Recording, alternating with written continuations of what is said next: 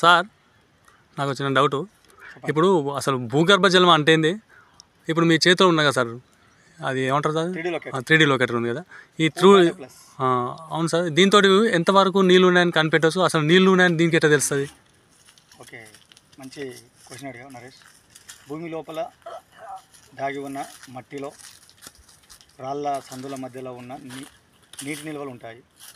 అవి ఏంటంటే మట్టి పర్వణం అణువుల మధ్య సందులు ఉంటాయి. ఆ సందులలో నీటి నిల్వలతో పాటుగా గాలి కూడా ఉంటుంది.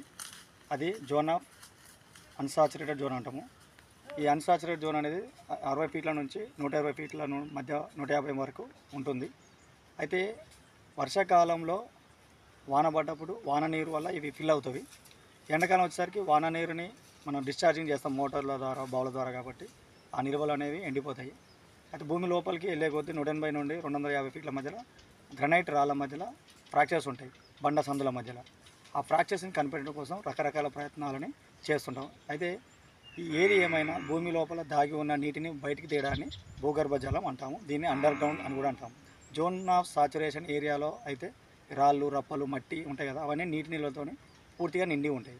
అలాంటి జోన్ని మన భూమి లోపల ఎంత లోతు వరకు ఉంది దాన్ని కనిపెట్టు కోసం రకరకాల ప్రయత్నాలు చేస్తుంటారు.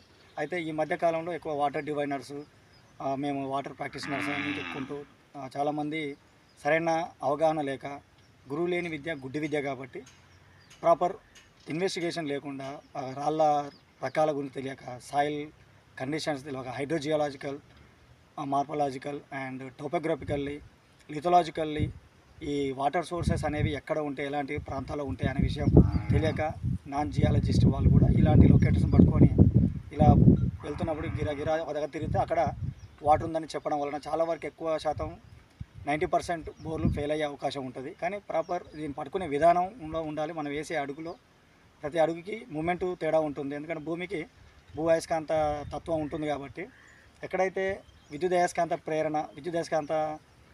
ప్రేరణ ఉన్నది అనేది ఉంటుంది భూమి లోపల, భూమికి ప్రతి అడుగున భూయస్కాంత క్షేత్రం మారుతున్నప్పుడు ఇది రొటేట్ అవుతుంటుంది. రొటేట్ అయినప్పుడు ఒక పొటెన్షియాలిటీ అనేది ఏర్పడుతుంది.